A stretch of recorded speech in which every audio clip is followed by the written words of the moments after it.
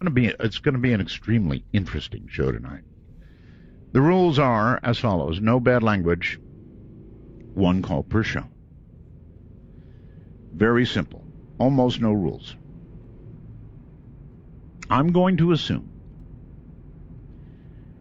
that you all have had enough politics for the night. So I'm not going to do that to you. I did see the debates, and that's all I have to say. In Chile, though, they've got some serious news to deal with. That's a big earthquake, 8.3. 8.3 off Chile's northern coast on Wednesday night, causing buildings to sway in the capital, Santiago, causing tsunami warnings and, in fact, really big, heavy waves, some flooding. Big earthquake, 8.3. I wonder when the big one comes to us. It is interesting to me that we have spent, I don't know how many billions of dollars training Syrian rebels to fight, right? We want them to fight. And we are left with, well, we did have 54 fighters, and that was pretty embarrassing. Now we're down to 4 or 5 fighting soldiers. That's just nuts. In other words, it didn't work, period. There is an interesting survey going on. Well, maybe it's interesting. It's Tara McIsaac, I believe it is, reporting on Rupert Sheldrake's. He's always doing a study on something, plants or something, right? He's a very interesting interview. We should have him on, Rupert Sheldrake. But now he's doing a survey on how many of you are telepathic with regard to your phone. In other words, when your phone rings, do you know who's calling? I'm not sure that, a positive result on this is going to prove anything at all with regard to a telepathy. I don't think it's going to. But we'll see. And I'd like to have Rupert on anyway. Again, I'm not wild about this particular survey because, I usually know who's calling, right? Boy, I'll tell you what, buy a car and let the warranty lapse. You want calls? They will call you to death. Absolutely call you to death. It's crazy what they do. They never stop. Your warranty. You've got to do it. No, I don't. I don't have to do it. I can take my chances. If I have my own money, I can take my chances. Oh, you don't want to do that. You want to pay us. No, actually, I don't. I'd rather take my chances. Thank you. If I have to pay to get it fixed, I'll pay to have it fixed. All right. Well, anyway, coming up tonight, we're going to be talking with David Weatherly, and the subject is going to be shadow people. Now, because of the urgent attempt to get the internet functioning again, I didn't have an opportunity to get hold of our guest yet. So I'm going to do the break first, and I'm going to get him on the line because, and it's a big because, I want him to hear my story of terror. And I'm not kidding about that word. Terror really is the right word. And that's the reason I want to do this show. I've been a talk show host. I've been talking about this kind of stuff all my adult life. But it never happens to me, save an experience with a couple of unidentified flying objects, one very serious one. None of this other stuff. I've never met these creatures, these animals, these things that we talk about and wonder about on the air. Until, and I'm telling this mostly for David's benefit because I doubt he's ever heard it, until about 2 or 3 weeks before the show, I was staying up late, getting in training. You have no idea the hours I keep. It's awful, actually. I rarely get to sleep anymore before about 5 to 6 in the morning, usually about 6. At any rate, I was in training for that later hour. Turned out I needed more training, by the way. And I was in my ham shack, my ham radio room. You've seen pictures. In fact, there's a picture of that on my profile picture on Facebook. And working on the computer. I've got a full desktop computer and a monitor in there. And I was beginning to catch up on the world of the paranormal, because that's about, what I was about to plunge into again. Working very late into the morning, concentrating very hard. And so what I'm going to tell you is the dead flat truth, and it is terrifying. It may not sound terrifying to you because it hasn't happened to you yet. Or maybe it has. You know how we've talked in earlier programs about how you can sense when somebody's watching you or you're being watched or something? I had that sense. And oh God, I turned to my right, and here is this human form. It was not completely solid. I could see something behind it, but it did have enough solidity so I knew what I was looking at. This wasn't, a trick of the eye. This wasn't a floater in the eye or anything like that. A lot of people, I guess, have that kind of problem. I don't see how you could mistake it for what I saw, because what I saw was a being. It was a being. It looked like a human. Now, it had legs, it had a torso, it had a head. The arms, I guess, were at the side and kind of mixed in with it, but other than that, that's what it looked like. And as I mentioned, I could see through it. Now, I'm describing this to you, but it doesn't describe the instant of terror. This was to my right as I sat on the desk. I looked over and I saw this being, and I just kind of jumped, and I guess I was on a little bit of shock, or a lot of shock, I don't know. Anyway, it vanished. It was gone. And I looked behind me. I've got a swivel chair. All my chairs are made for a bad back, right? I've got a swivel chair. I swiveled around, looked behind me, and there it was. It was behind me, up against the back wall. And I could again see a little bit behind it, but it was pretty solid. Still looking just the same way, no real change, the same way. And I was scared out of my wits. I came back around, and oh my God, it was on my left. It was on my left up against the wall. And when it disappeared, it just went like that. It was just gone. And then suddenly it was to my left up against the wall. I don't know any other words to describe it except shadow person, or shadow being, or entity, whatever in the hell it was. It scared me so badly at that point that I ran out of the room. I've got a wife, I've got a daughter in a room next to me, next to my ham shack. I ran to the back of the house to the closet. I guess I really shouldn't be talking about all of this. Anyway, I went to where I keep a weapon and got it. Probably a poor choice, but I'll tell you, the terror was such that I was convinced that we had an intruder in the house, that something awful was there, whatever in the hell it was awful. And so I went everywhere. I went everywhere in the house. I went in every room. I went out in the garage. I went all over the place. Surprised I didn't wake my wife. And found nothing. But when I tell you what I experienced was terror, I mean real terror. No idea what I saw. To this very day, no idea.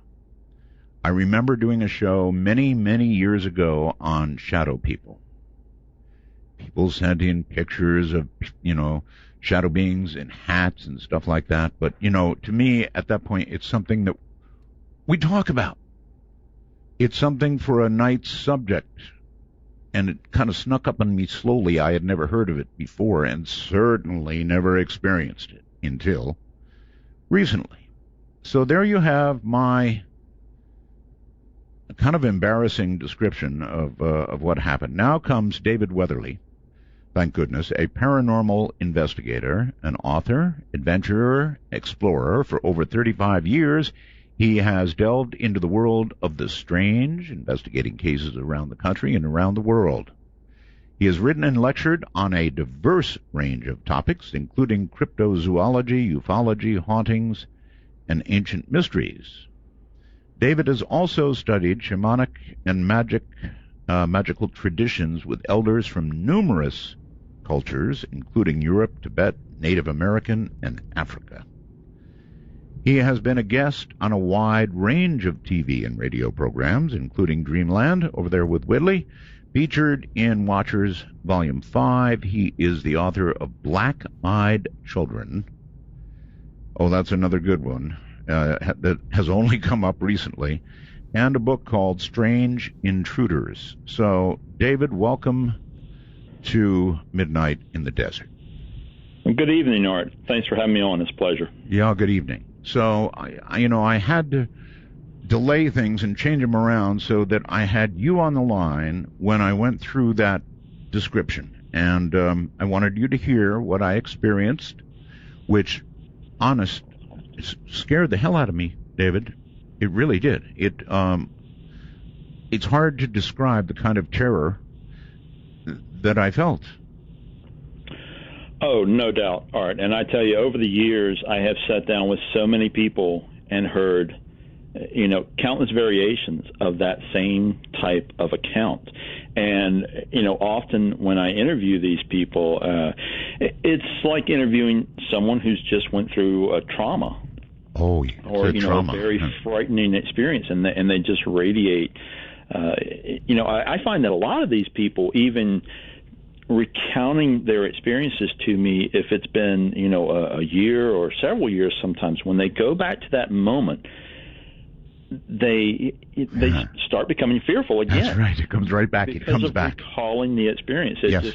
It brings back not just the memory, but the emotional state that occurs. That's right. The during terror. These encounters. That's the word for it. Terror. There's no Trust other me. word. Terror. Yeah. There's no other word for it. And I'll tell you, I've heard some, that were so frightening and over the top that, you really sort of wonder how some of these people even maintain their sanity long enough to push beyond this. Because there are some of these encounters that become physical. And that takes the fear factor up in many more levels. Yeah, it sure would. I swear, it was a terrible idea to get a gun, because if I had seen this thing, I'd have fired. I don't, and it wouldn't have done a damn bit of good. Now that I think back on it, I'm sure it wouldn't. I mean, I'm sure a bullet would go through it just like a little bit of the light did. I guess you're some kind of expert on these things. Well, what the hell are they? Well, first of all, despite having, so many years in the paranormal, I don't know that there's any such thing as an expert in this field. I continue to investigate, and all I have are more questions. And the shadow people, man, that's right there at the top of things that we just don't have enough answers. And one of the reasons that we don't is because these shadow beings, first of all, they go way back in history. You can read early medieval accounts of people encountering shadow or phantom monks, as they used to call them. And it would be this black moving shadow, for lack of a better term. Mine didn't move. It moved from one part of the room to the other. That's right. But there was no physical movement of legs or anything like that. No, but they almost move like shadows. Just as if if the way a shadow can suddenly move from one wall to another. Of course. Put your hand in front of a light and project a shadow, and that jerky, sudden movement where it looks like is in one location and suddenly it's in another. Right. And this is very common with these things. People will report these things. They're very commonly reported in people's bedrooms late at night, and people will see these things at the foot of the bed or across the room, just looking in their direction. All right. And Let me see if I can suddenly get it moves. Leon, let me see if I can get you to understand this. I'm a pretty rational person. I'm actually kind of a skeptic with most things. Frankly, I am. But I'm telling you, David, this thing had form. It was real. It was not some trick of shadow. It was not some trick of something wisping across my eye. It was real on my right. It was rear. It was real behind me. It was real on my left. This was a real something. And you know, I can say these words, and people will sit out there and go, "Yeah, right. He saw something." No, I saw a shadow person, or what I would describe as a shadow person, and there's absolutely no question about it. If people want to doubt it, fine, doubt it away. This thing was real, a real something, and it was terrifying. Now that I've got that off my mind, I hope. Well, I absolutely believe you, Art. And, you know, as I said, I've spoken to so many people who were really in the same position that you are. You know, they weren't interested necessarily in anything, you know, paranormal or strange. And, you know, these weren't common topics for them to sit and discuss. But suddenly, you know, something like this happens, and you know, in a heartbeat, it takes someone from being a skeptic to suddenly realizing, my God, I have experienced something that there is no rational explanation for.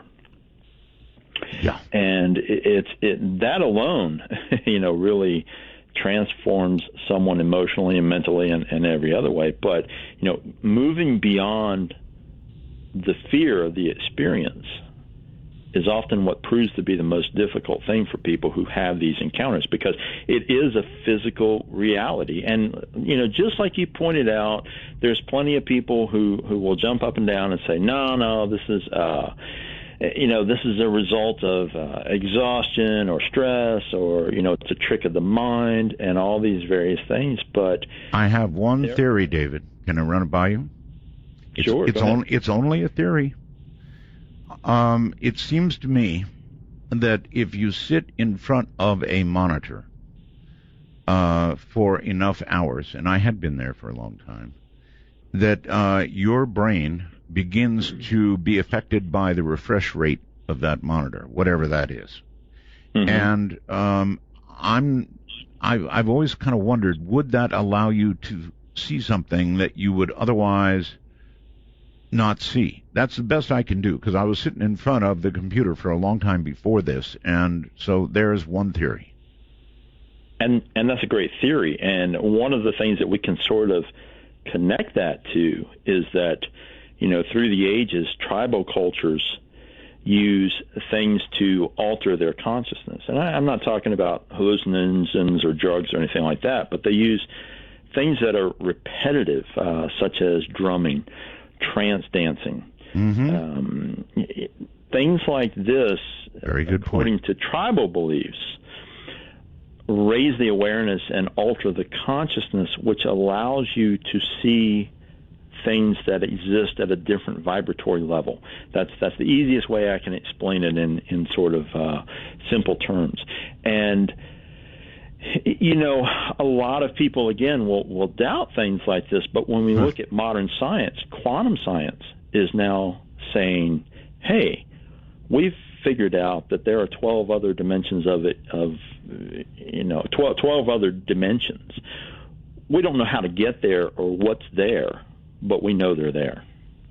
Well, you know, this was a grand announcement a few years ago by a group of quantum scientists, and I had to kind of chuckle when I read it, because I thought, you know, shamans around the world have been talking about this for ages and saying the same thing. You know, it's just that it's framed within their spiritual, magical traditions, but they say the same thing. They say, hey, there are other levels of existence, other levels of reality that exist around ours and intermingle with ours. We just don't have the level of awareness to understand what's there and possibly interacting with us. David, what brought you to this field to investigate this kind of thing, shadow people specifically? it just sort of blended in with, my interest in a wide range of strange topics, and shadow people just run consistently through almost everything. I mean, all right, a few years ago they did a poll about paranormal and supernatural topics, and they found that shadow people are one of the most widely reported phenomena worldwide. And you find these things in conjunction with haunted sites. Yeah, but I don't UFO live in a sightings haunted sometimes site. everywhere. Nothing haunted about where I live that I know of. I've never had any other haunted like things happen before. No rattling of chains in the midst of the night, nothing like that. So, a lot of years behind me without anything like this having happened. I've been racking my brain for what brought it on, why, the rest of it, what could have been. And I guess you're right. I guess these people, or these, what would you call them? I call them entities. Oh. I don't know exactly what they are. They mostly appear in human form. Occasionally, you'll hear reports of them being very small in stature, almost childlike in size. I've seen a big black mass with red eyes. Good Lord, always at the door, he said. The Hat Man, always in the background, and typical shadow people, just like our shadows on a sunny day. And you know what? They are like shadows on a sunny day, but of more substance. I only relate to you what I saw of more substance than that. Welcome back, David. A little story there. When shadow people attack. So that's like the next thing I want to get to. I always thought that they were just sort of, what's the right word? I don't know, beings, if you will, or whatever they are, that they didn't physically attack people. That takes it to like a whole new level. It really does. And I tell you, Art, all the years of interviewing people and so forth, one of the weirdest and most frightening accounts I've heard was from a gentleman who had a physical encounter with a shadow being. And this fellow, his name was John. He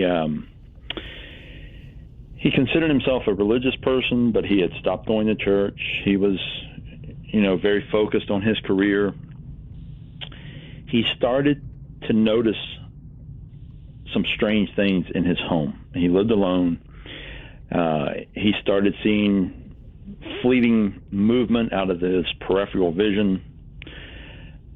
Odd things started to happen, like a fork would go flying off the table. Little things around the home, and he continued to try to dismiss it until he started seeing these shadow beings directly. I mean, he was directly looking at them just like your experience. They would be there one moment, the next moment they had vanished. They would be in another part of the room. Can I ask a question? Did Sure. they show, when he looked at them, did they show any movement at all of what appeared to be a human body? He described them as being inhuman in form, and that they would sometimes move. He would see what appeared to be an arm moving. Sometimes they would appear to bend forward as if they were looking at him closer. But Art, this took a very frightening turn when one night after work, John went out, had some food with a friend. He came home late. He says that he walked in, he glanced at his mail, he checked his email quickly. He went to his bedroom, kicked his shoes off, and sat down on the side of the bed. He had not turned the lights on because there was light from outside that sort of shone into the room, right, giving some illumination. He was sitting there looking out the window when all of a sudden he felt what he described as a pair of hands grab his ankles and yank.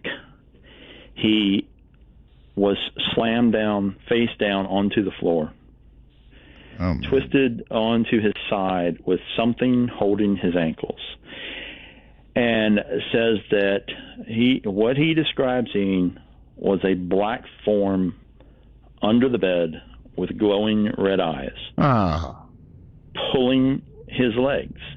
He just, in a moment of panic, flailing around, grabbed hold of a radiator. He lived in an older home, had those old-fashioned radiators that, literally have pipes running down into the floor. So it was very sturdy.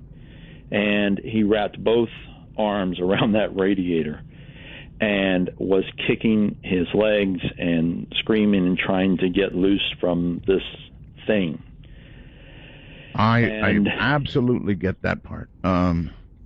I would be holding on for dear life. And if my thing had red eyes, I probably wouldn't be here right now, because it put me in a state of terror. I really, really hate, you may not know, we've never talked. Have we ever done an interview, David? No, we haven't. No, that's right. Okay, so one of my phobias, one of my real fears is glowing red eyes. So had my shadow person had red eyes, it would be not me describing this to you right now, because I would have had a heart attack and died. Right. Well, John managed to, he somehow fought through the fear enough to focus. I mean, he was in panic mode. Don't get me wrong. All he could think about was getting loose from this thing, because he told me, Art, he said that he knew if this thing drug him under the bed, that he would just be gone. And he told me, he said, David, I don't know what would have happened to me, where I would have been, what, if anyone would have found anything, but he's just convinced that he just would not be here anymore. And in his moment of terror and crisis, he says that he started praying. He reverted back to his his upbringing of going to church every week, and that's what he resorted to, and he just started screaming prayers at this thing, all the while kicking and trying to get loose. And it was, it's such a frightening encounter when you listen to this man pouring his heart out and reliving this terror, recounting this experience of this thing attempting to drag him into some kind of void. And, he ended up letting go of the radiator and grabbing the nightstand next to the bed, yanking out his Bible and continuing to pray, and started reading passages from the Bible while fighting this thing. And somehow he got loose from it. And, he says that he jumped up, he went across the room, he's turning lights on, he's screaming at his bed, screaming at this thing that he believes is still under there. And then, his fear started to turn to anger because of being victimized. And he ended up, kicking against the bed and finally just shoving the bed aside, and there's nothing there. Okay. I have, I guess, one little additional detail that I can say. I'm sorry to be talking about what I saw, but maybe this means something and maybe it means nothing.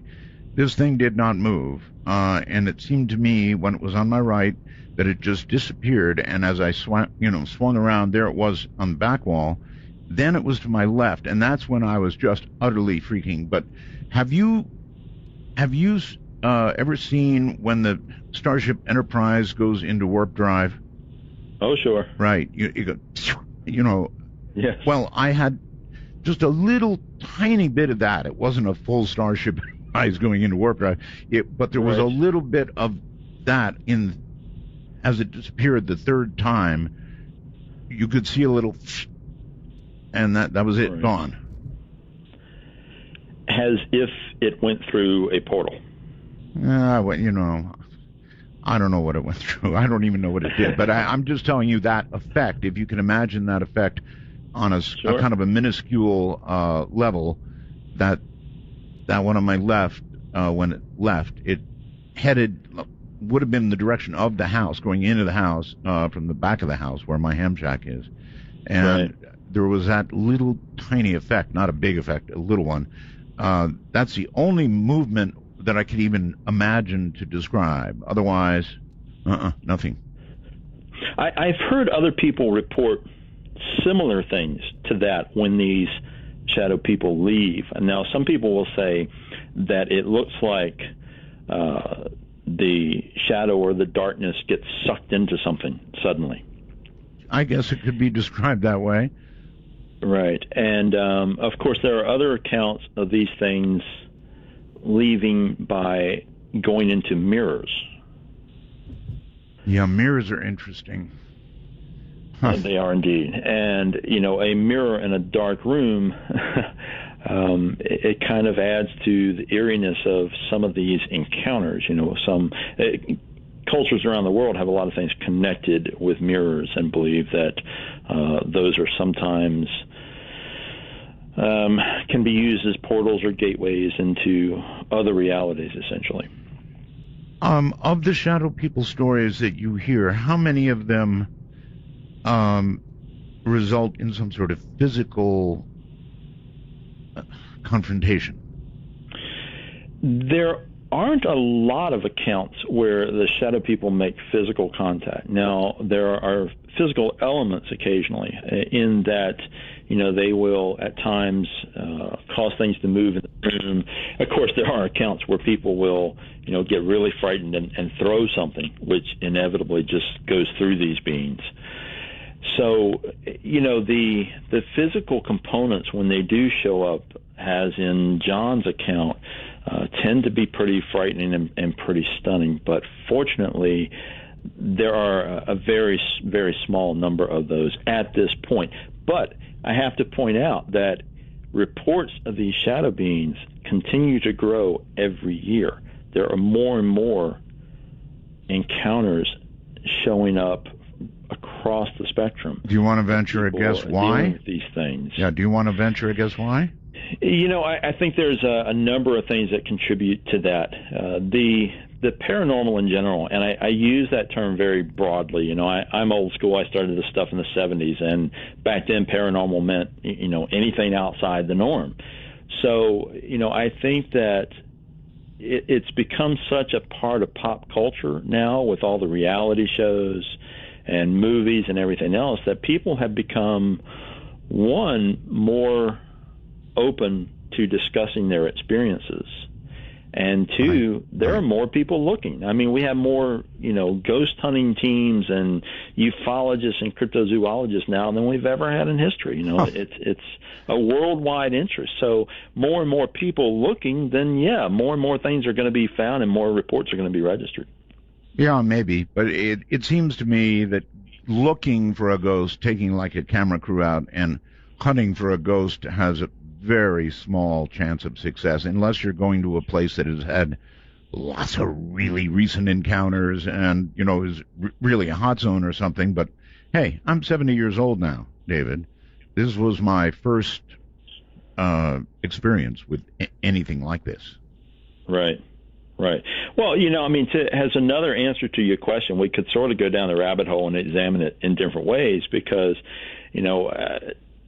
spiritual people, shaman, would tell you that the planet's in a very different phase right now. So the spiritual worlds are starting to come more in contact with our level of reality. And, alongside of that, we could also say, well, what's the human element in terms of our mental focus and our energy doing to possibly co-create some of these? I don't know. Back up for me, David. You said our planet is in a different what? Everybody got hyped up a few years ago about 2012. Remember that? Yes. Lots of craziness, and everybody was proclaiming, the world's going to end, and blah, blah, blah. Well, they tagged a lot of this onto Mayan spiritual elders, claiming this because the calendar was ending. But in reality, that's not what those guys were saying. I've met with some of those elders, and really what they were saying and what a lot of native elders around the world are saying is that the world is it's going through a transformation because culturally and spiritually and politically and everything else, we're at a lot of crisis points.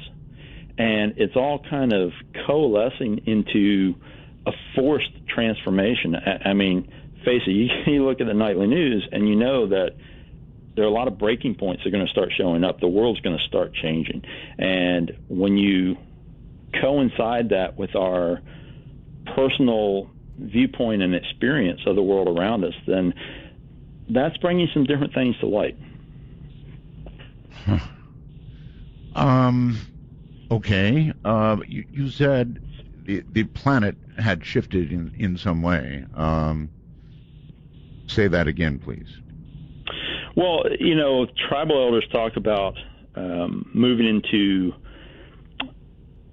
different worlds. The whole reason the Mayan calendar ended was because a cycle was ending, and it means that we're starting a new cycle. I figured they just got tired of making calendars. No.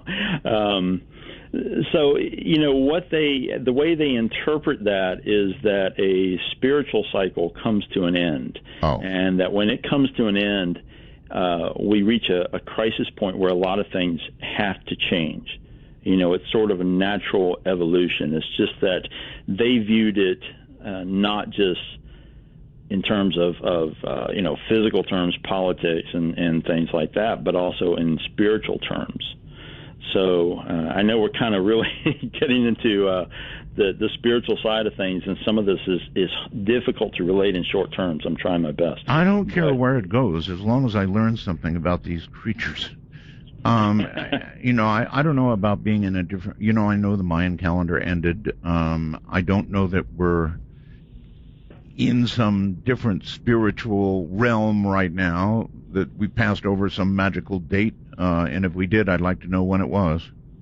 Well, let me put it in different terms. So, if Okay. we go back to this idea that quantum science is talking about the, quote, discovery of other dimensions of existence, we can sort of correlate that with ancient spiritual teachings that believe that we come to certain points in the evolution of the world where it's easier for those levels of existence to sort of cross over with each other.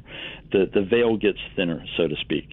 And when that happens, there's more interaction with whatever dwells in those other levels of reality. Whatever dwells. Whatever dwells there. And, you go back through history and you look at a lot of these cultures, and there's so many legends of other beings that used to live here with us. And at some point in the tribe's history, these other beings leave. They go through a shimmering doorway or, a hole in the mountain. There's various ways it's described.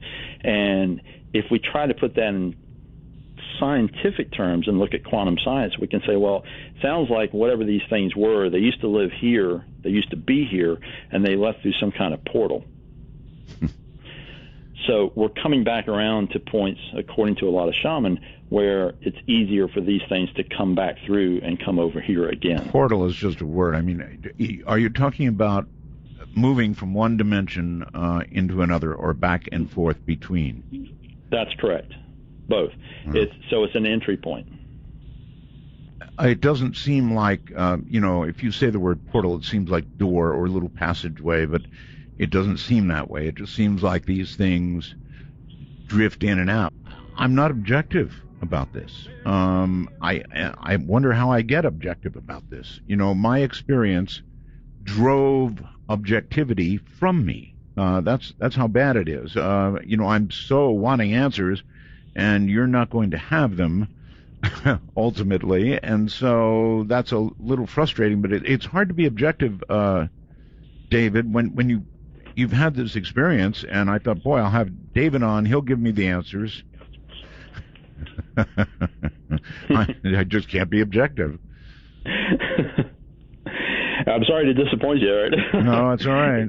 These are things that people have been looking for answers for a very long time, and it's just that, unfortunately, for someone who's had a frightening experience like you have, there's not anything that is really going to I hate to say this, but really completely set you at ease with it. Because what I find from interviewing people who've had these experiences, there's always this nagging fear in the back of their minds that the thing is going to show up again. Or worse, and get physical, something like that, or that it portends something, or, who knows, except that it scared me so badly, so who knows. Anyway, shadow people have been around since when, about? Oh, gosh. We can find reports, as I stated earlier, going back to the medieval period that talked about these shadow monks or these phantom monks. And you find a lot of common things with modern shadow people encounters. People would say that these figures looked like they had a monk's robe and a hood on. There wouldn't be any discernible features. Sometimes there would be glowing eyes, but they would radiate this anger or this very, disturbing creepiness about them. And, people consistently report that these shadow beings appear to be observing them. And that's one of the most unsettling things. Well, that's what brought me to my first turn to my right, was I did feel something watching. That's a very interesting human ability to know when you're being watched. Animals have it even better than we do, but when you're being watched, if you feel something trend, there it is. And so, yeah. Oh, sure. Okay, I want to ask this. Does having seen one of these things once make it more likely that you will see it again? Well, I have to be honest with you. Yes, it does. Oh, great. I would say that the greater percentage of people who encounter these things, do see them again at some point. Okay. Of the stories that you're aware of and the people you have talked to, is there an effective, I don't know if defense is the right word, a way to have these things be gone? There are things that you can do, yes. Now, some people get so terrified that they resort to, sleeping with the lights on and so forth because they have their experience in a completely darkened room. What's interesting is that what often seems to be effective for people is using music in the background. Okay, you know what? I hadn't said this. Let me say it now so that everybody understands. In the room in which I had this experience, I have a fan, a ceiling fan, and attached to that fan are 4 60-watt bulbs going to each corner of the room. So this is a well-lit room. Maybe that helps everybody out there understand what the conditions were like. But, 4 60-watt bulbs, that produces plenty of light. So no trick of shadow here. All right, well, so I was asking about defense. Right. And, as I started to say, there are a handful of things. A lot of people tend to resort to their spiritual roots. And, they will do things, if they were raised Catholic, they'll start saying the rosary again, things like this. And a lot of people find that works for them. People who don't necessarily have that kind of spiritual foundation try to find other ways to essentially disrupt whatever possibly allows these things to come in. So, yes, and has anything been proven to be effective? Well, what I've had a lot of success with in giving people is having them play classical music in the background. Now, there are some interesting studies that say that, classical music assists the brain. It raises your level of creativity and so forth. And it seems to be that for a lot of people, this helps sort of settle the mind so that these disturbing, more disruptive things don't come in. Well, that's going to be a problem for me. I'm not a classical music fanatic at all. For me, it's rock. Okay. All All right. Are there any geographic areas in the world where these kinds of things are more common? They're very common around locations that have a history of hauntings, particularly older locations. There's something called the stone theory that relates to hauntings, and we find that a lot of times shadow people tend to show up around those locations too. It's essentially an idea that things like limestone, areas with a lot of heavy quartz in the foundation and so forth, can either attract entities or make it easier for things like this to come through. And as a result, a lot of locations, you go to Europe and a lot of these older castles and so forth that are very haunted. There'll be shadow people reports a lot of the times. All right. How about this, David? Another factor that comes in, Art, and let me interrupt you and throw this in, is that places that have heavy amounts of a heavy history of negative things, like old asylums, prisons, things like that. It's very common to find shadow people reports around those types of locations. Okay.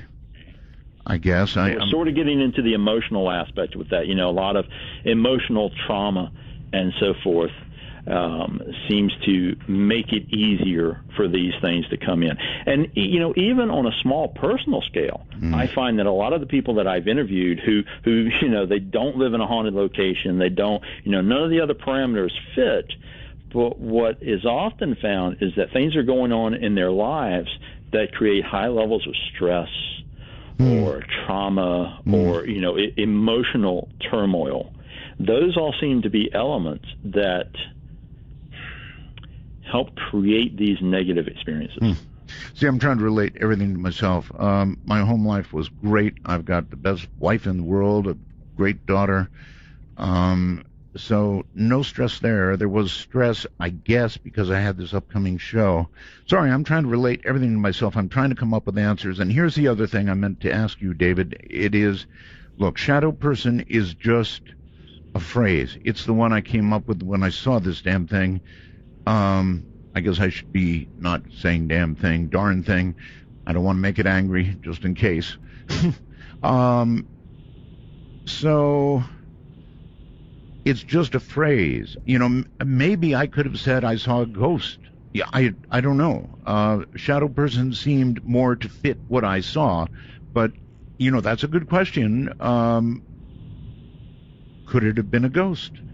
It is, and I see where you're going with that. And it's really a good point, because shadow people, shadow person has sort of become this catch-all phrase over the last 10 years or so.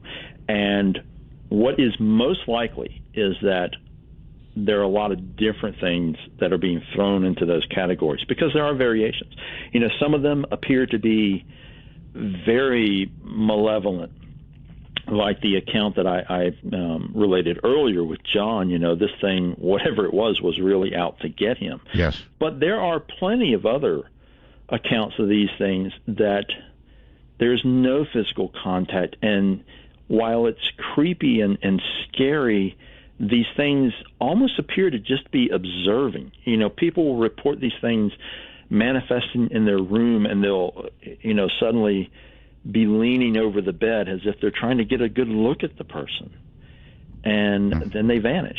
So it seems that we have a lot of different manifestations all thrown into one category. And honestly, we could go down a lot of different roads to say, hey, this is what they probably are. I remember years ago interviewing people about shadow people, and some of the callers said, you know what, I confronted this being, I stared back at it or talked to it or yelled at it or something, and it seemed startled.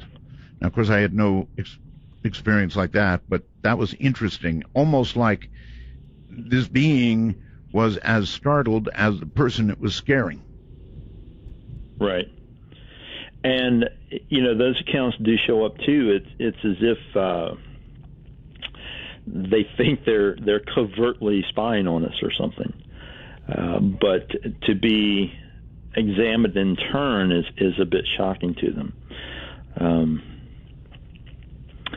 If they are of another dimension, if they are of another dimension, then maybe they're as shocked at popping into this one as we are to see them. Very possible. Very possible. And, here's another possibility. I mean, they may be having some kind of a fairly normal existence and seeing us and are just as surprised, wondering, what is that? Okay. Anyway, not so many physical attacks. That's a much smaller percentage, right? It's a very small percentage at this point, yes. That makes me feel so much better.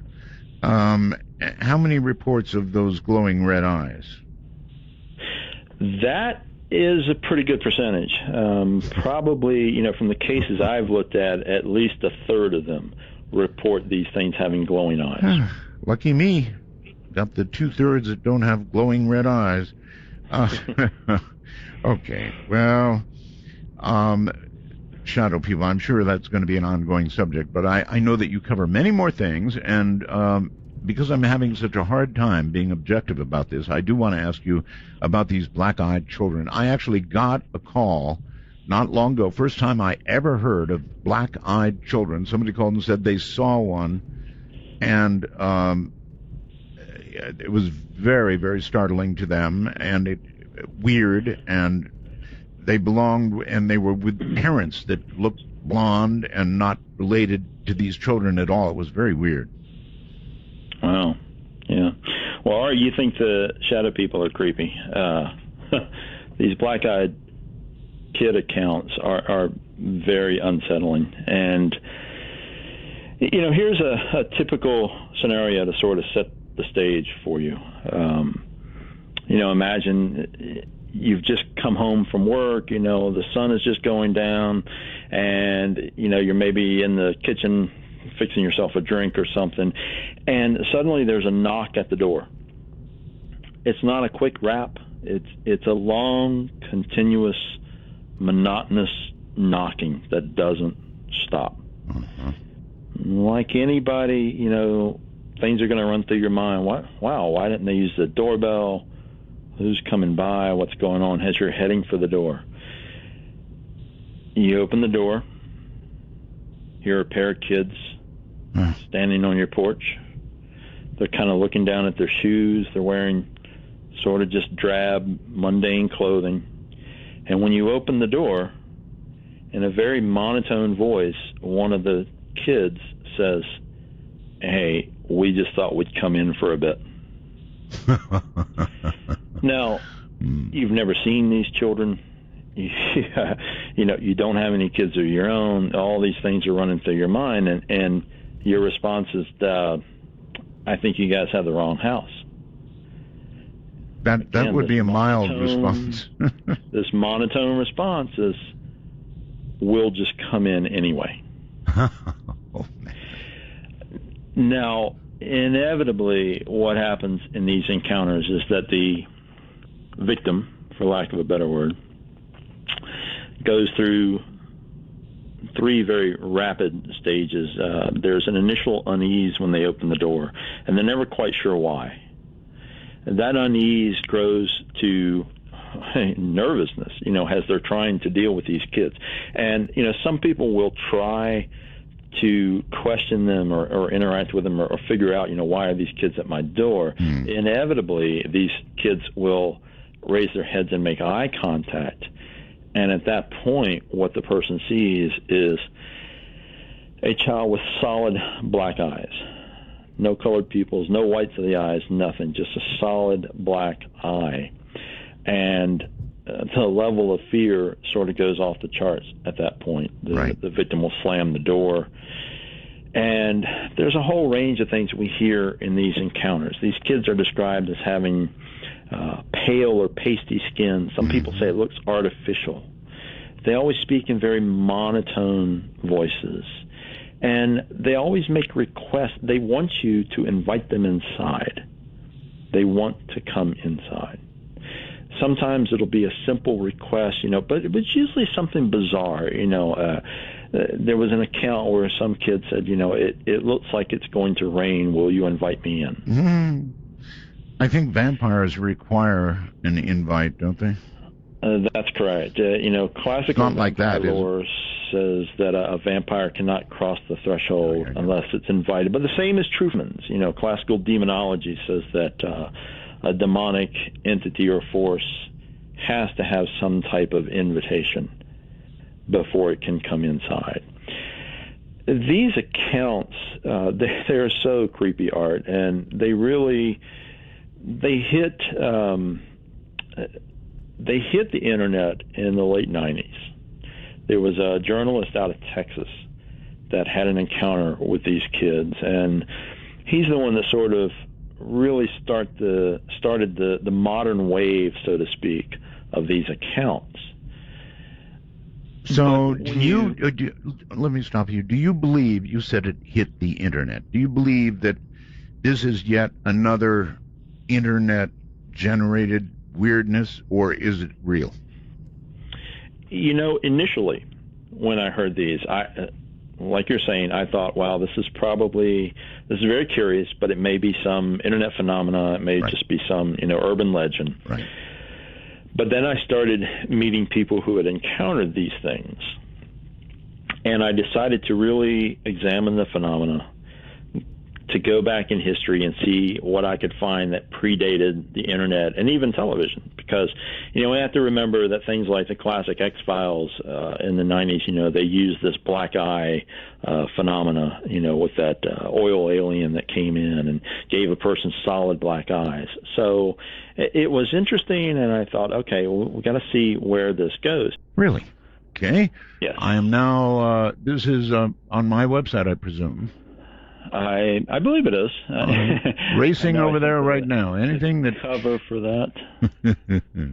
Anything that shows me a photograph of what I might have seen. Okay, I see your picture. Let's see. Read more, and perhaps we've got your picture of your book on here. I don't know. Well, not yet. All right, I'll keep reading here and see. Okay, so I see. Well, that has nothing to do with it. Okay, I'm not there yet. So, where should I go? You can go to my blog, which is twocrowsparanormal.blogspot.com. Okay. And I'm pretty sure there's a link for that on your website. And if you go to that and look along the side column there, you'll see the covers of the books. I am on the way. This is what I mean. I can't be objective about this. It freaked me out so badly that, okay, yeah, looking at strange intruders. Yeah, what you'll see is just towards the, you'll see dead center at the bottom is the face of a black-eyed child, and right beside that, sort of over his shoulder, is a shadow figure with his hand reaching out toward you. Okay, it was like that, short of the hand. But it really was like that. And again, I could see through it. I would say it blocked 60 or 70% of what was behind it. It was a well-lit room. So, anyway, listen, folks, once you've seen this, you can't unsee it. So, there you go. That's pretty close to what I saw, but not the hand. Right. Right. Enough to know that it was a being. Variations. Yeah. So could it? We touched on the word ghost. I mean, it's just a word. To you, does the word ghost mean a being that once was alive, David? Not necessarily, because I think that a lot of reports of ghosts are simply residual energy, sort of like a recording. When I think that there are times that, for instance, there's such a powerful or traumatic event that takes place that a recording, if you will, of that is inlaid into the very landscape or the location, and that certain things can trigger that, sort of like a hologram.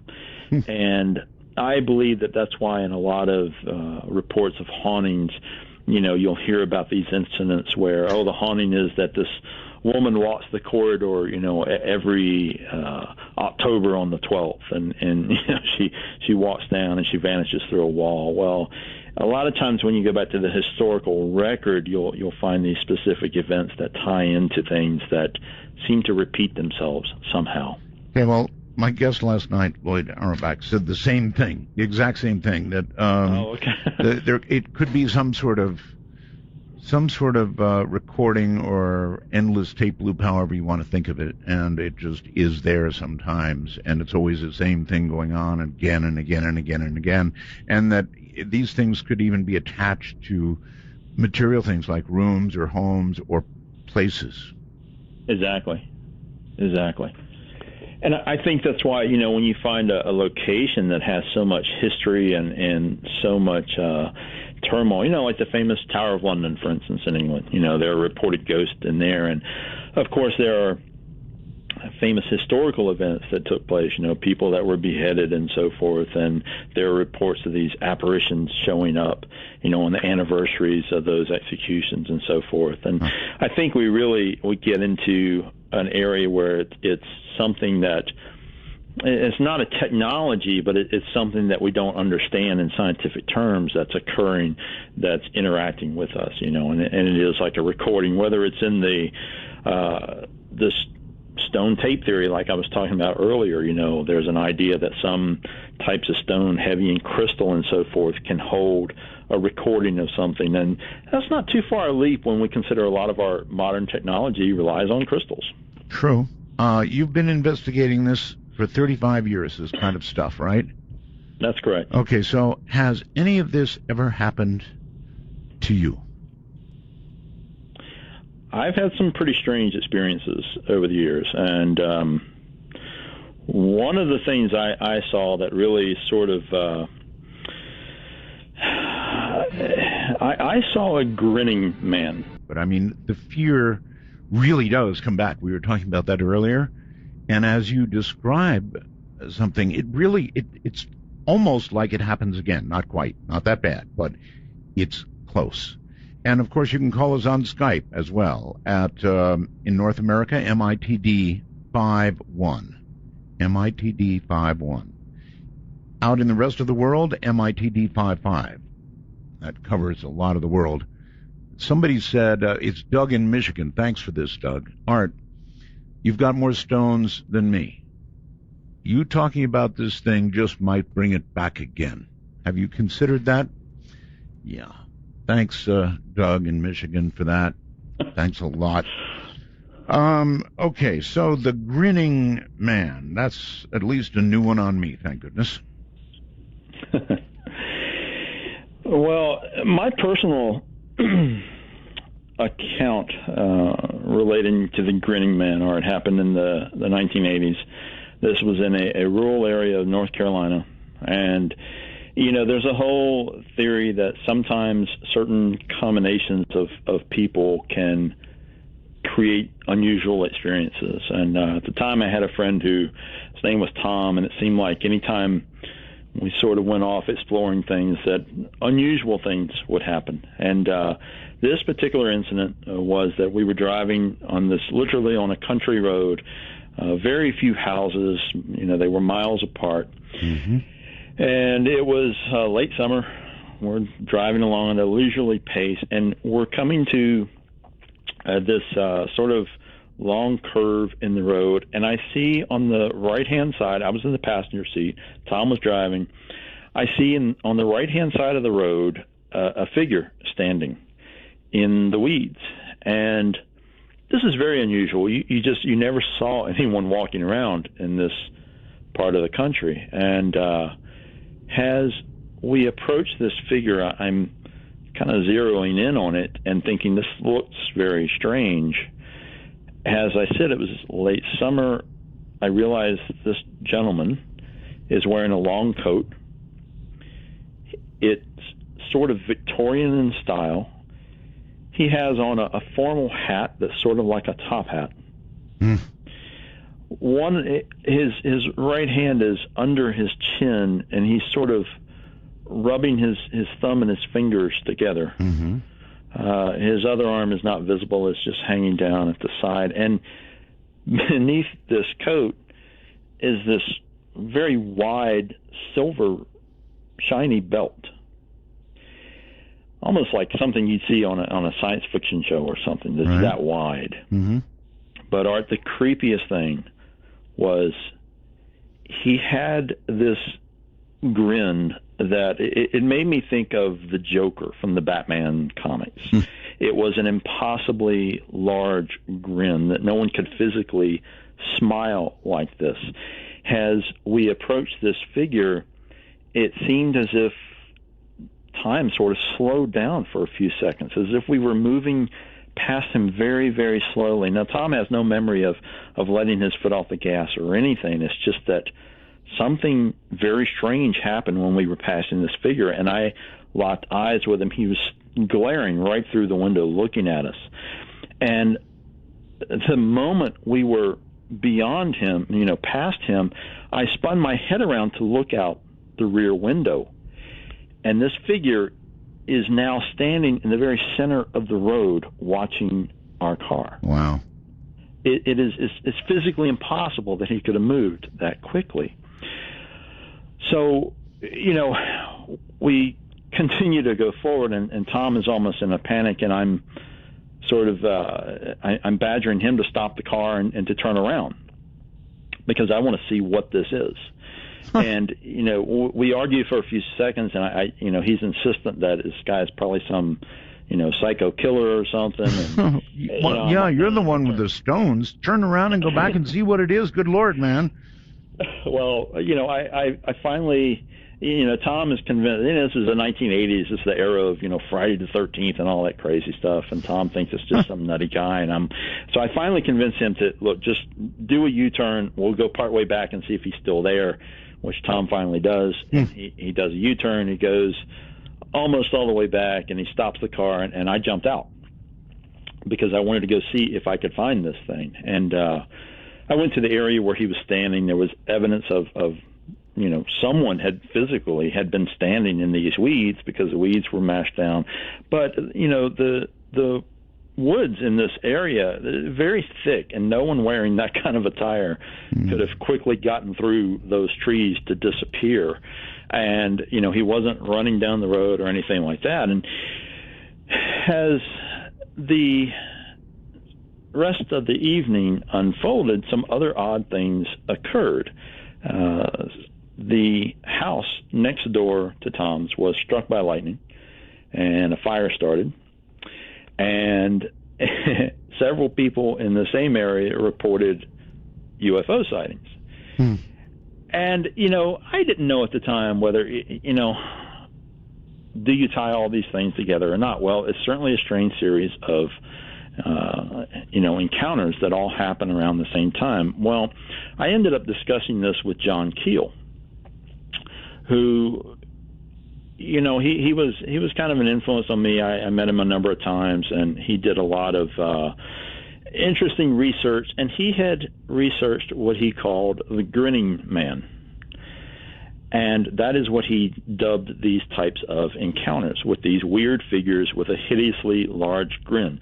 Now, Art, I know you've got a lot of loyal fans. I was able to jump onto the forum where people are listening for just a few moments, and I see that a lot of people are very interested in clowns. And it turns out that a lot of these grinning man encounters almost seem like bizarre clown-type figures. Keel investigated a case in Point Pleasant, West Virginia, of a family who this young woman swears that suddenly at the foot of her bed was standing a man with a hideously large grin and a checkered shirt. And he sort of leaned over her bed and looked at her very closely. And, of course, she was screaming for her mother and hid beneath the covers, and this figure vanished. But what chat room are you in? Oh, I jumped on the what's it called? Don't know. I said Midnight Fans. Midnight Fans. Okay, all right. And That's the right one, yes. yeah, it is. That's one of them. Sure. Okay. Okay, so they're interested in clowns. And Well, a lot of people were saying they were afraid of clowns. So some of these figures, it's very curious how a lot of these things seem to hit on primal fears that people have. Just like the shadow people, things that are slightly off or intangible or just invoke some type of almost a childlike fear. all right. So I want to go back to where you said turn around. You turned around. The car stops, and you get out of the car to go look for this being. If this had been a movie, that's where they break away and they show a couple of detectives, right? And there's like pieces of David Weatherly scattered all over the road and the adjacent countryside, and they're saying, well, we'll have to get somebody to look at the DNA and see if each one of these adds up to David Weatherly. In other words, you went back. Why in God's name would you go back and get out of the car? Anybody who's seen a terror movie all knows how it ends up.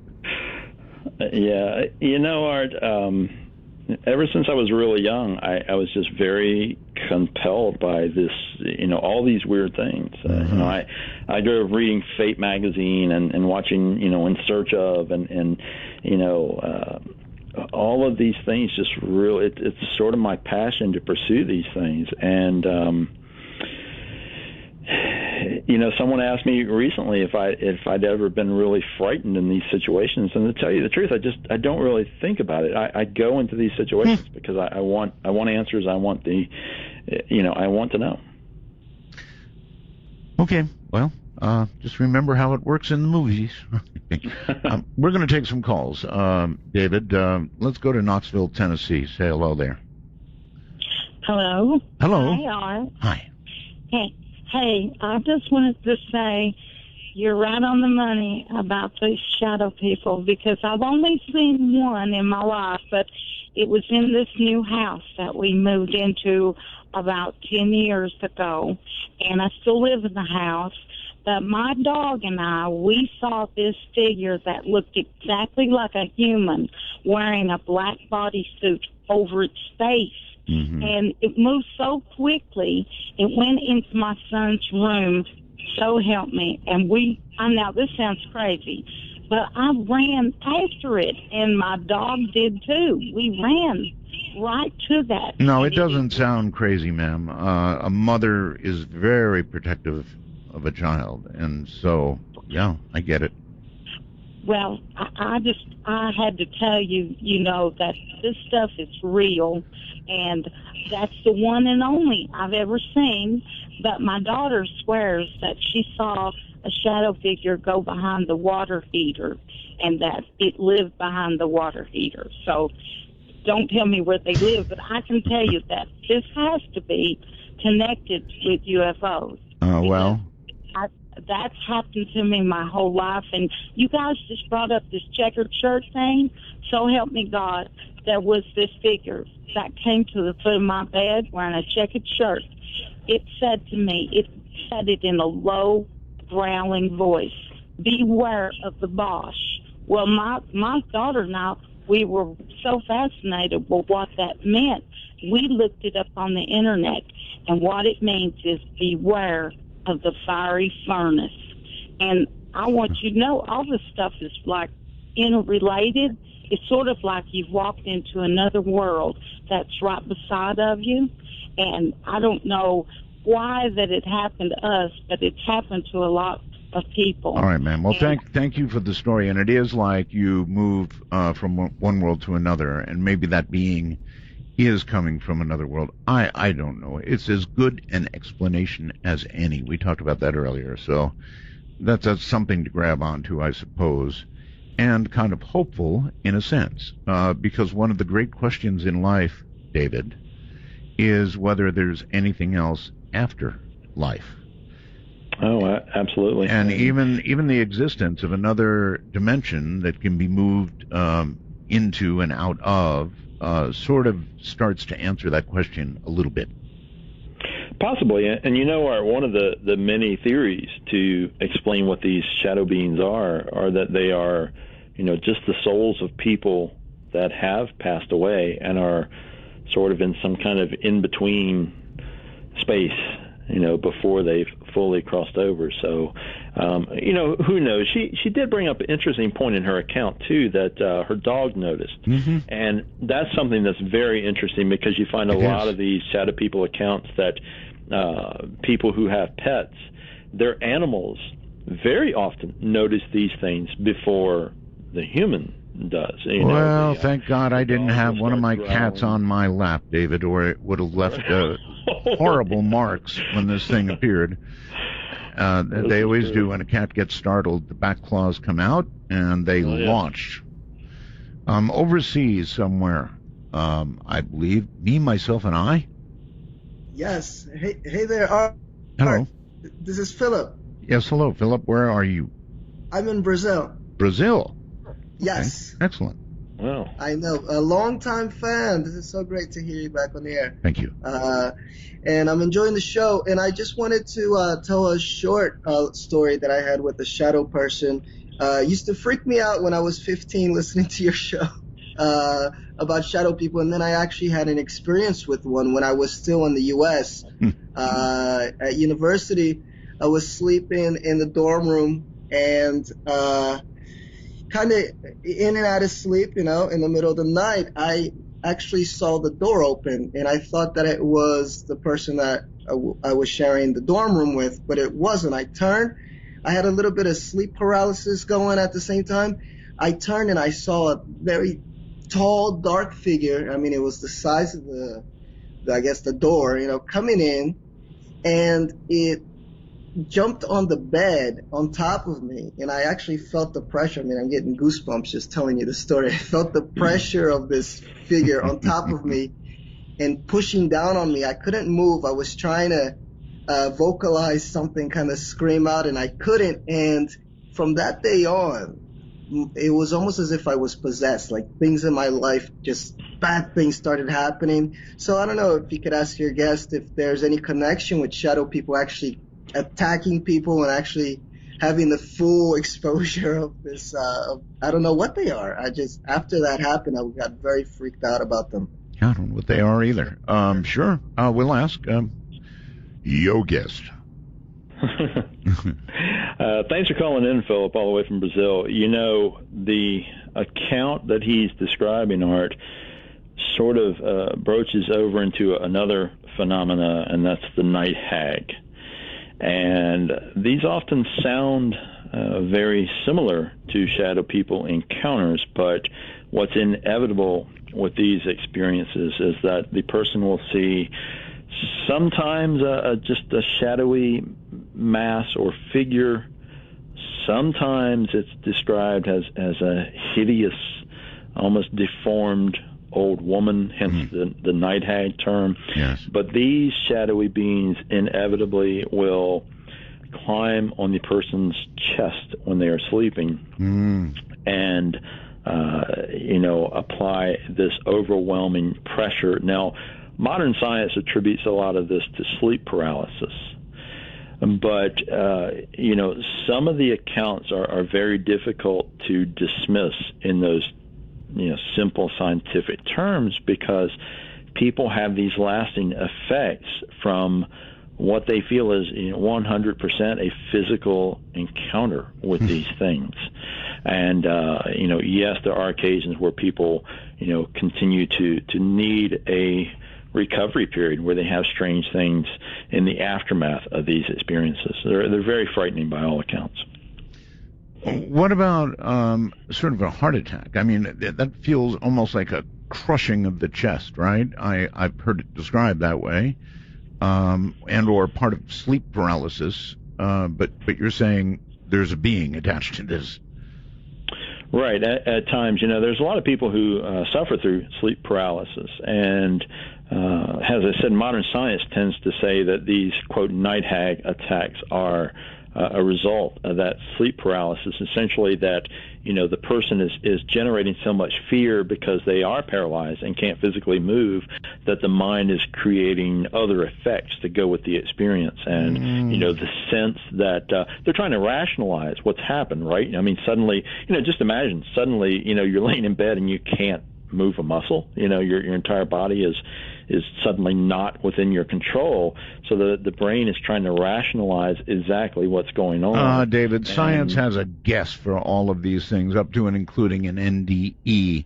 The brain correct. cells dying, various things being released. They've got and that's all it is. It's a guess. I think that, logically we could even say that tends to be the quieter time. People tend to be alone or up late working like you were, and things like that are definitely a part of the whole experience. So much stimulus and so much going on during a typical day. Most people are out at work and so forth, so we find fewer experiences. But there are indeed accounts of these shadow beings during the daytime hours.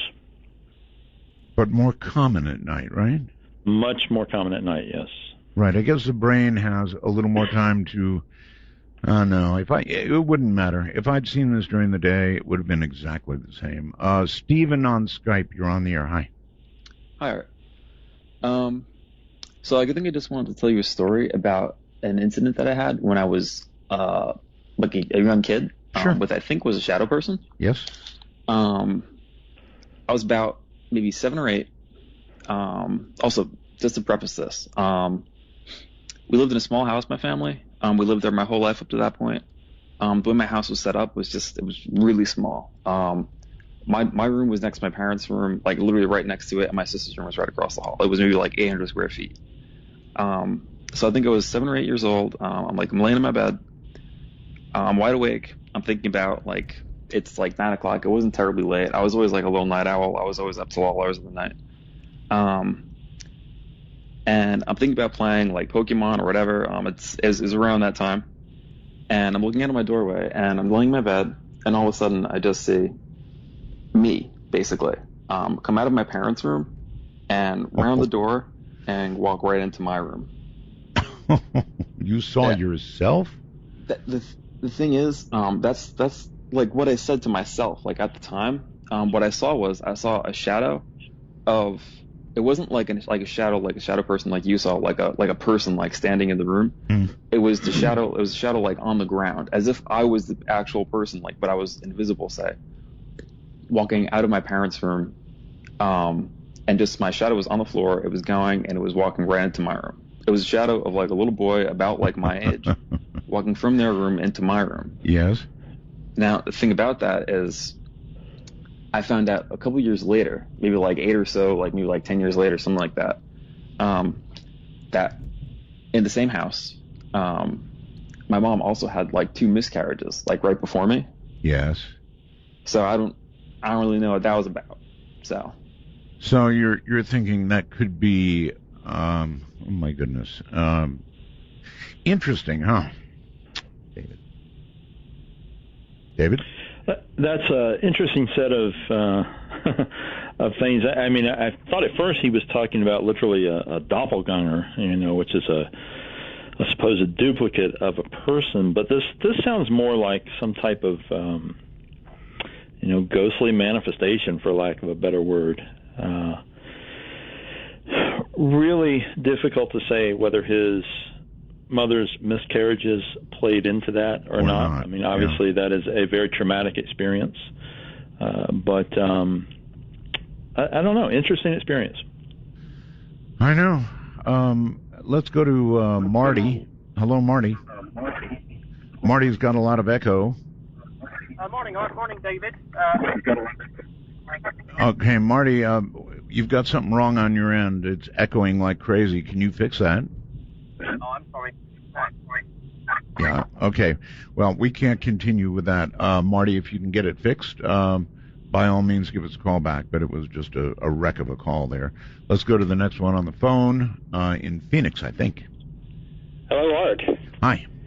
Hi, I'm Dave from Phoenix, and I'm hoping to demystify this experience for you a little bit and explain what you may have seen. Proceed. All right. I have some experience in my background. When I was in high school, I was being inducted into a certain three-letter group, a government agency, and saw some things I wasn't supposed to see. And so, all this in high school? Yes, in Walla Walla, and saw some things I wasn't supposed to see. So I kind of I've gone through a lot to be able to help you with this one, but. If you look on the internet recently, you'll see a supposedly alien sighting at Area 51, and it looks like a man in a skin-tight bodysuit. Have you seen that? No. Okay. Well, I mean, where do I look? Now that I see or hear of these kinds of things, my first assumption is technology. I don't jump to the paranormal right off. You know, there's technology that we have that's far beyond that which most people are aware of. All right. Well, do you know of some technology that actually produces the kind of thing that I saw, and why would they bother with me?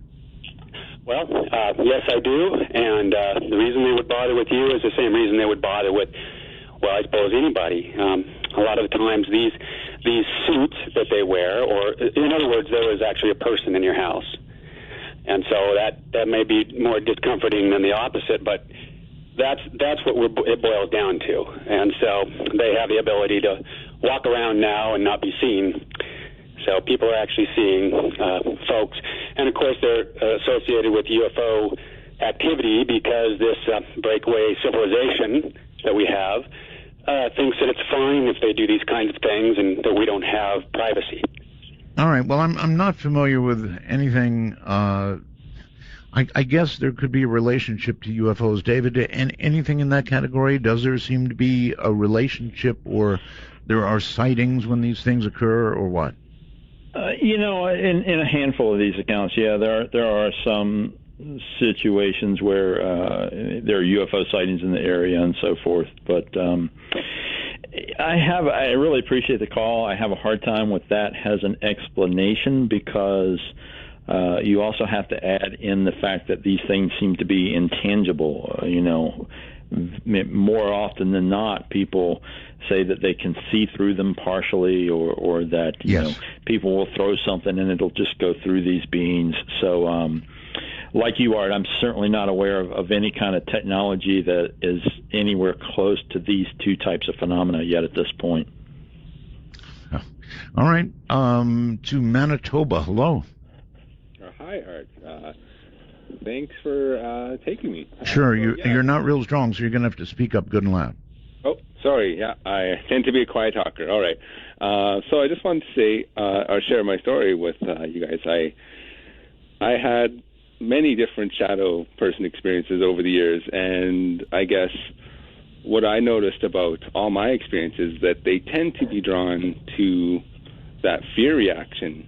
But when I don't give that fear reaction back, either they don't respond or they immediately go away. Well, I'd be really interested in how you react without fear. How do you... Yeah. You know what? I've experienced that kind of grabbing sensation, the old hag, seeing them while I'm awake, and I guess maybe it's a little bit of a desensitization, but I don't know. I've heard people say meditate on it. I'm just curious what your guest David might have to say on that. All right, David. You know, this sort of relates back to John's account from earlier in the show. I think that in his encounter, he was able to conquer his fear by resorting to his spirituality. And in a lot of cases, I find that people are sort of able to zero in their focus on one particular thing. In his case, it was prayer. And that sort of eliminates everything else going on in the, in the mind and the emotional reactions, and allows him to just focus on that one thing.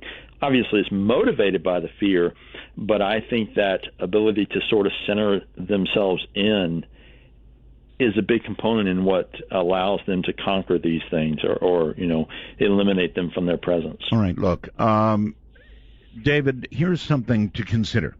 The phones are berserk. The phone lines are filled. The Skype calls are filling my screen. So this gives you some idea of how many people have seen something like this. I think it is more than just common. It's more than we know. It's more than people generally are willing to talk about. In other words, obviously, a lot of people are involved here. Let's go to Skype and tentatively somebody who IDs themselves as MV. Hello. Hello there, Art. Hi. Hi, my name is Michael. I'm on the tune-in chat as well, Michael Mars. Shout out to those guys. Okay. Here's my experience when I was young. I was about 6 years old. I used to sleep in a room with my sister, who was a year younger than me. And I don't know what time of night it was. I opened my eyes up. There was moonlight coming in through the window. And I opened my eyes and looked up. In between the two beds that we had, a figure that I can only describe, being a kid, looked to me like the Jolly Green Giant, except like white, like a statue. Kind of like strange, like a Greek statue you might see. And it slowly turned down and like looked right down at me. And I just closed my eyes, pulled the covers over my head. I was terrified. But I don't know. Anyone else had anything similar to that your guests can think of? David? Wow, that's really unusual. There aren't too many encounters with beings that are solid white, as you're describing. There are a few accounts that often are related to UFO encounters, wherein people see, what they describe as glowing white figures. But no, I've never heard of anything like your experience. It's very fascinating, and thanks for sharing it. Oh, thank you, and thank you, Art. All right, take care. Just one after another after another. Hello on the phone. You're on the air, wherever you are. Oh, hi, how you doing? I'm John from Lake Villa. Hi, Art, long-time listener.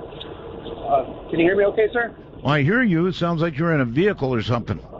I'm truck driving through Wisconsin, sir. Truck driving through Wisconsin. Okay.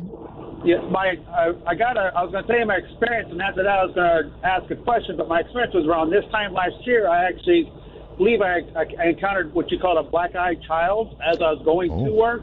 Really? I was driving to work, and I was in my car, and as I was approaching a stoplight, a girl come out of the side of the road, and she had her hands up, but when I saw her face, all I saw was black eyes. So obviously, the hair stood up on the back of my neck, and I kept going. But my question is, the first person I called was my wife, who's from the Philippines, and is very superstitious. And she related that to what they call over there, an Aswang, I guess. Vampire type. Aswang, yes, sir. And she said, and then of course she kind of got worried about me, but and she said it's like a vampire type being. And that's what is that what the similar is? Is that what a black-eyed child is related to? Is like a vampire type thing? Well, good question. David? Well, there are similarities with the whole lore of vampires when we look at these black-eyed children. Of course, this idea that they have to be invited in, whether it's in your home or in your vehicle. And depending on the cultural viewpoint, people will identify these things that way. And, the similarities are not just there. There's also the pale skin and the fact that they seem to some people say these things feel like predators. People will report being in the presence of these black-eyed children that they feel like they're being, eyed as a meal or just eyed as really a meal. Looked over, and it causes this incredible level of fear within the people who encounter them, because, look, Art, anytime you put something paranormal or well outside the norm and mix it with children, the creepy level really goes off the scales, and it also becomes very unsettling because as adults we're sort of predisposed to help children. If a child shows up at your door and says, "Mister, I need a drink of water," or "I'm lost," your automatic reaction is going to be to help that child. But when a child shows up and is acting really creepy, yes, there's a psychological battle that goes on with a lot of these people I interview. They talk about how confused they are because here's a child asking to come inside. Yet all the alarm bells are going off. Something is wrong here. It appears to be a child. And it appears that they need, they want something. They want some kind of help. David, about Slender Man, involving some teenage girls. And I don't know if that came from a true story. I believe it did. There was an incident, was there not, involving Slender Man and a crime? There was, Art. And, let's say right up front, before we get people really worked up, I'm sure we're both well aware Slender Man was created on the Internet. However, the weirdness of this, what has become a phenomenon, is really creeping into contemporary society. And last year, there was an attempted murder. 2 12-year-old girls lured a classmate off into the woods and attempted to murder her by stabbing her some outrageous number of times. Fortunately, this little girl survived the brutal attack. But in the aftermath of this crime, it was revealed that these 2 12-year-old girls attempted to, quote, sacrifice their friend so that Slender Man would come and take them away to live with him in his mansion in the forest. God. Now, this, I didn't see the Law and Order that you're referencing, so I don't know how closely it followed, but this was a year ago, and this past March, the first round of this, whatever it was, the pretrial or whatnot, came up, and the court has determined that these 2 young girls who have just turned 13 will be tried as adults. Wow. So it's a horrendous crime.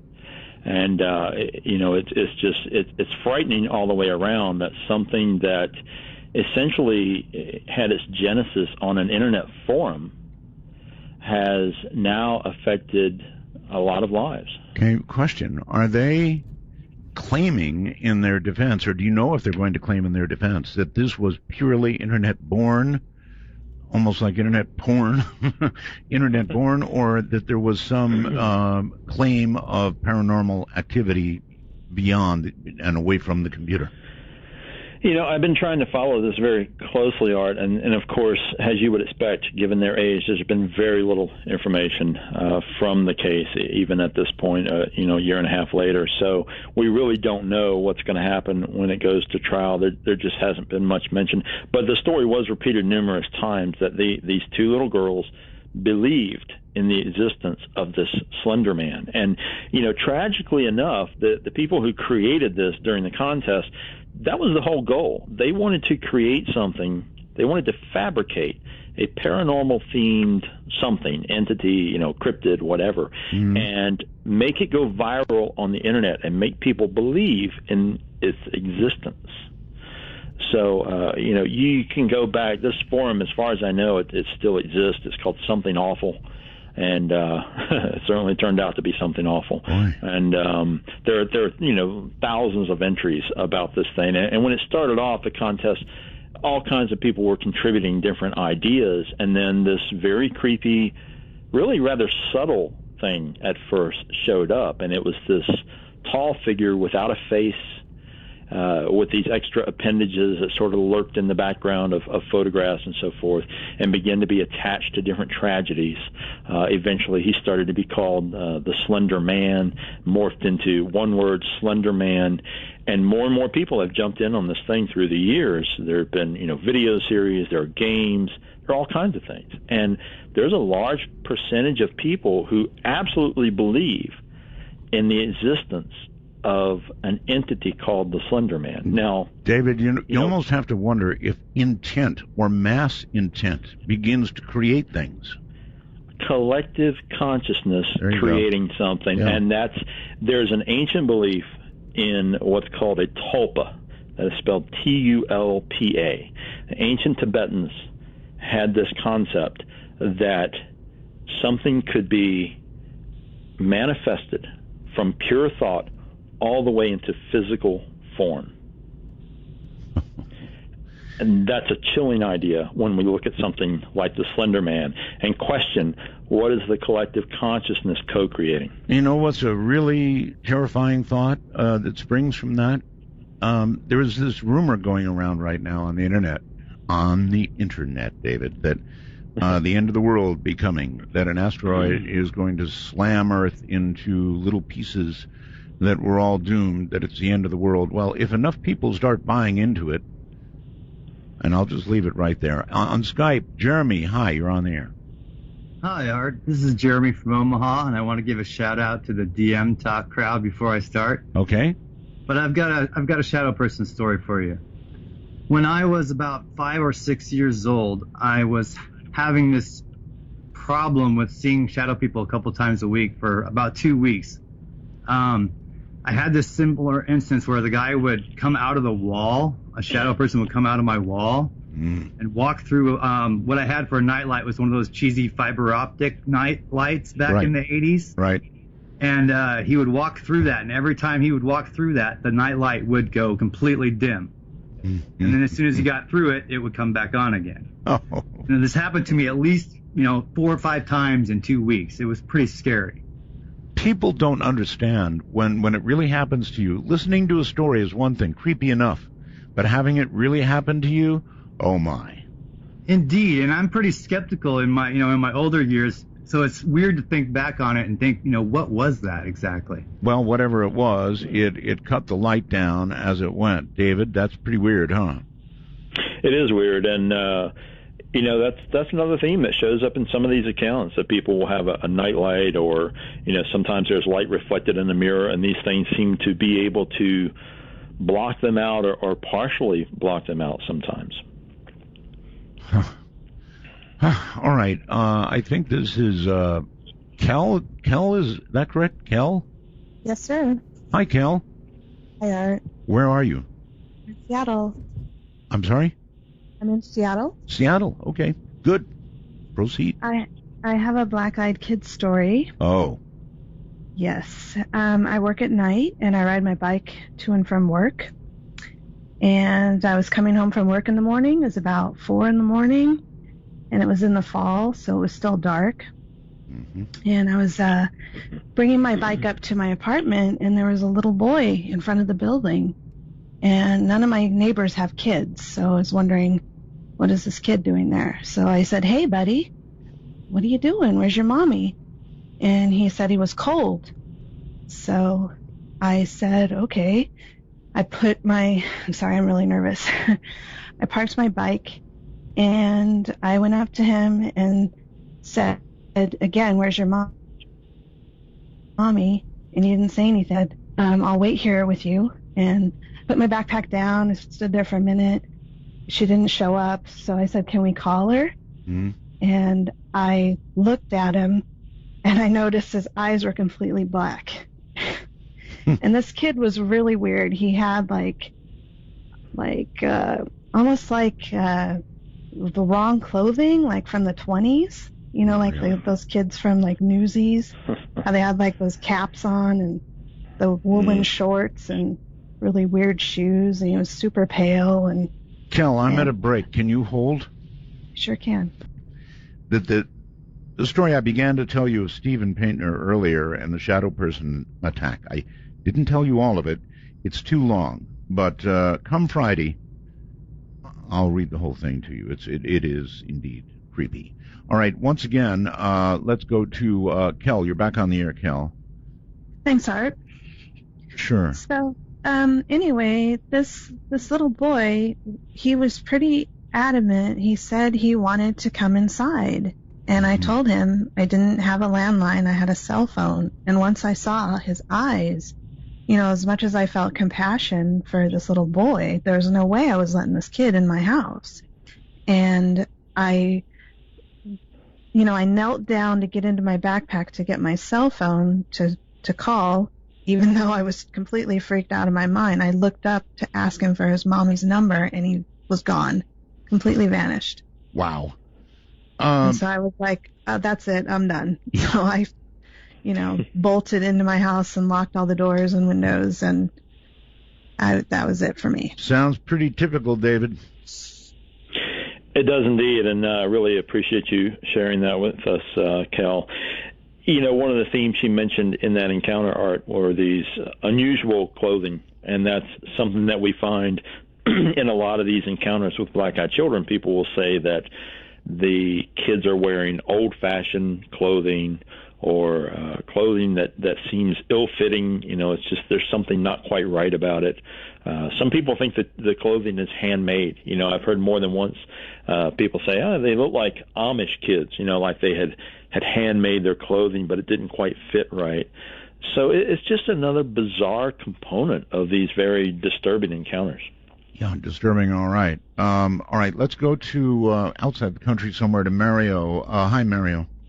Oh, hi, Art. How you going? I'm doing okay. Get good and close to your mic. And Is that better? It is. Where are you?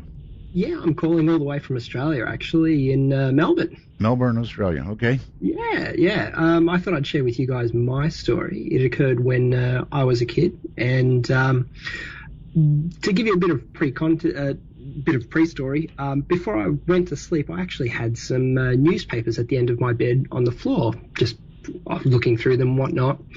And anyway, went to bed and woke up quite late in the night, and I heard some rustling, and I couldn't think of what it was. And then I sort of started thinking about it, and then it's like, sounds like paper. And I look to where the sound was, which was just at the end of my bed, and I see this hooded figure. And it kind of looked like Darth Maul, that guy from Star Wars, just all black and clearly stood out from everything else in the room. And I just froze, like literally, like as if someone dumped you in a bath that's just full of ice, and you got like lemons in your mouth. Just literally froze. Right. And I just watched it, and it just slowly started walking towards the door and faded into nothing, just absolutely nothing. And I didn't know what to do. I was just literally just didn't have a clue. But anyway, it slowly caught my breath and ended up going back to sleep. But the interesting part is, in the morning, I had a look at people always say that. They always say I went back to sleep, and I don't get that. I didn't sleep at all. I don't know how you could. Yeah, but I can understand that. But I kind of didn't know what else to do. Didn't feel like waking up mum and dad, and I'm like, well, I'm just going to go back to sleep. There's not really much option. But by then it was a bit more morning as well. I swear I was up for at least an hour or so. Well, there is an option. It's called huddling in a corner with a weapon. Oh, that would have been great if I could move. But look, the most interesting part out of all of it, what I found was that even though I could clearly hear the sound of newspaper, like when you hear it, someone walking on the floor across paper, it's clear, you know exactly what it sounds like. But there was no prints left on the paper. There was nothing. It was just flat, like there was nothing on it. Well, there you go. One thing's for sure, whatever this is, David, it sure is worldwide, huh?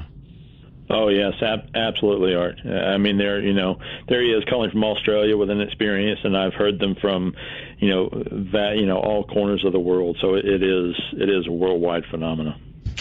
Akia Lin, I believe it is. Hi. Hey, it's Akaya. I'm sorry, say it again. I said hello, it's Akaya. Akaya, okay, thank you. I'm from Arkansas. Arkansas. And I was going to tell a story and ask a question. Okay. Okay, y'all were talking about the night hag syndrome. You're a little broken up on us. The hag syndrome, yeah. Yes, sir.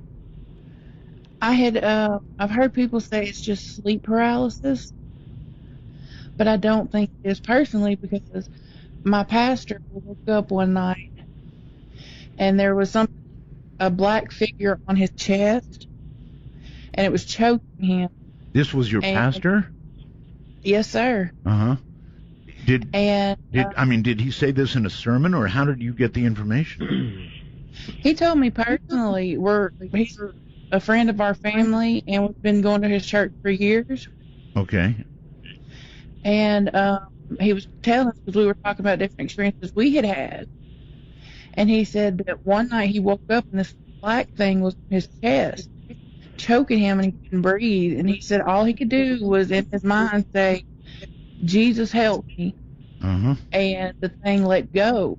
Okay. And as soon as he did, I'm sorry, what? I'm sorry, Akai. It's hard to continue because you're kind of breaking up on us a little bit. But anyway, he called upon his God, and that cured it? Well, it took off running out the door, and it hit part of the door and left a nick in the door where you can see it. Yikes. Okay. Like, okay, well, thank you very, very much for the call. So there is a bit of a physical manifestation for you, David. Right, and again, we do hear those on occasion with these night hag incidents, and enough so that I don't think that we can dismiss all of those off as sleep paralysis. There's just there's a component of them. There's percentage of them that just have unexplainable elements, like this piece of physical evidence, essentially. Right. You'd have to look at that all the time and remember the incident. Going to Denver, Colorado on the phone. Hi. Hello. Going once, going twice. Gone like the wind. Omaha, Nebraska. Hi. Hello there. Omaha, Nebraska. Well, no, I'm wrong. Chapel Hill something. Yeah, this is Adam, and I'm an alien abductee, but I have experienced old hag, OBEs, and I have a shadow person experience. You've had it all, huh? I did, especially when I was under 10 years old. My shadow person memory, well, it would happen. I was under 7 years old, like 5, 6, 7, and not every night, but it was always the same. A dark figure would come toward my bed, and I would see it clearly, sometimes more clearly than others. Sometimes I was so afraid. It was very threatening. It was very terrifying. I would go under the covers, and then it would disappear. But sometimes I felt more empowered, and I would sort of stare at it. And this one time it got closer and closer, and it manifested more clearly, and I could see it. It was similar to what the other caller said. It looked like, no distinct facial features. It was all dark and smoky and shadowy, but it looked like it was wearing a hood, and I even saw it look like it was carrying a big chain. Oh, God. Just so I'm clear, did you say it would go under the covers? I would go under the covers. Oh, you would? Well, that I get. I thought you said it went under the covers. That's where you got to draw the line.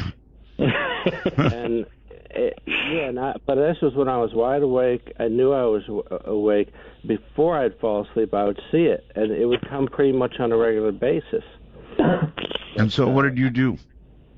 Well, at a certain age, around maybe 8 or 9, I stopped seeing it, but when I got older, it never harmed me, but I was always extremely terrified of it, and when I look back on it, I wonder, since I'm an abductee, if that could be a screen memory for the visitors, the aliens. Yeah, it's a very good question.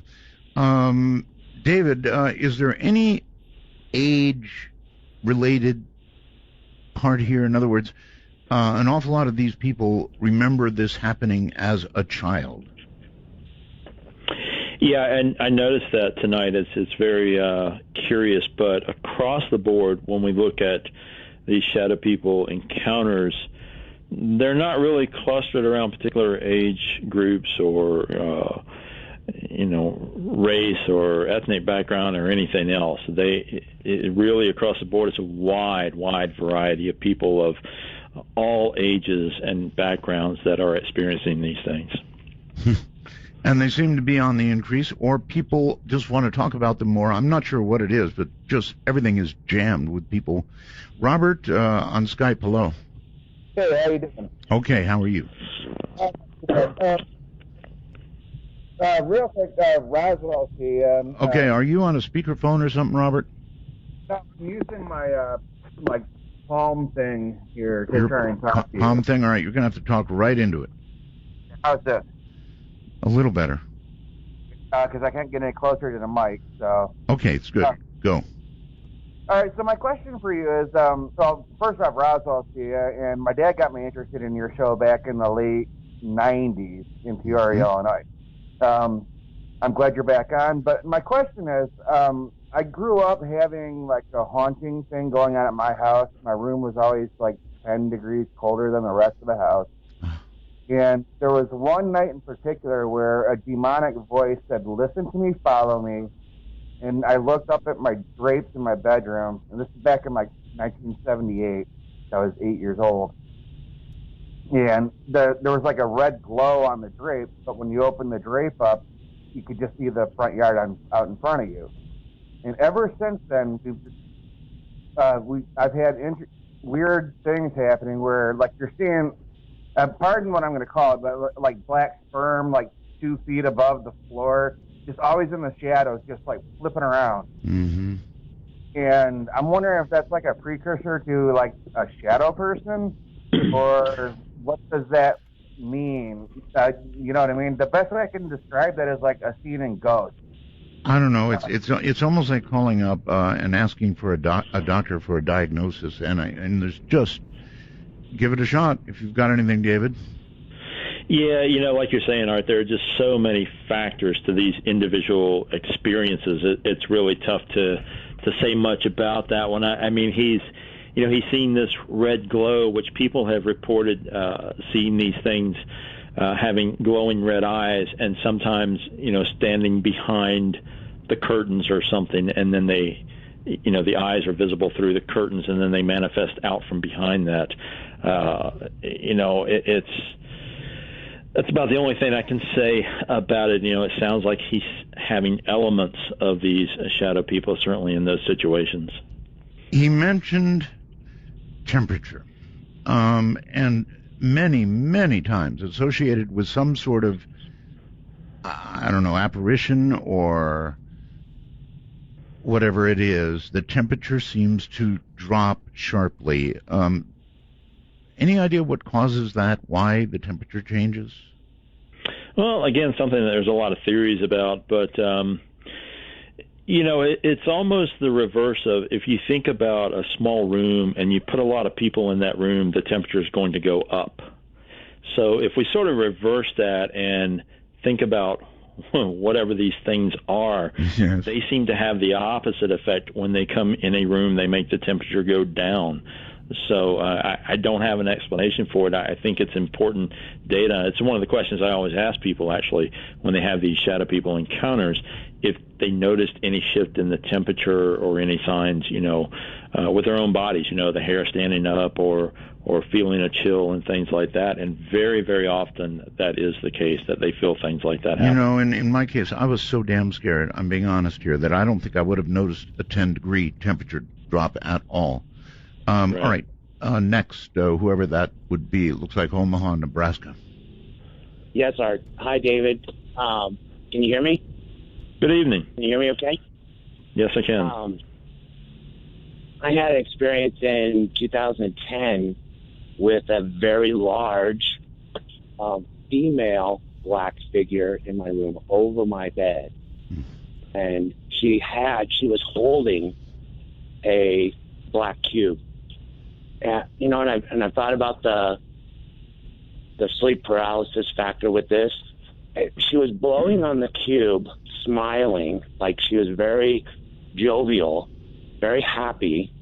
And she was blowing on this cube, and it was dissolving in the air, and it was going into my nostrils.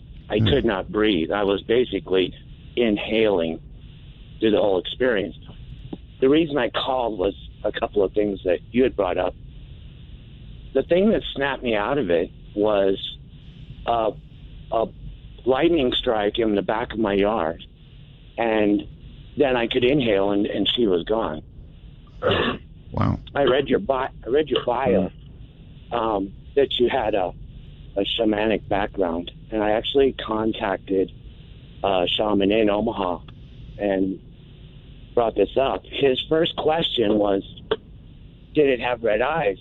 And I couldn't say yes because she did not. But through that experience, this is so personal. I had a family member that had OD'd that night. Oh my! And committed suicide. So that relates to kind of what you were saying too with death. through the experience by going to the practitioner, I actually witnessed this person crossing over. I can't really say that. Listen, caller, we're running out of time. The show is ending. Of course, I understand, Art. Thanks for having me on. You're very welcome. Love it that you're back. Thank you. Yeah, I can't control the time. I'm sorry.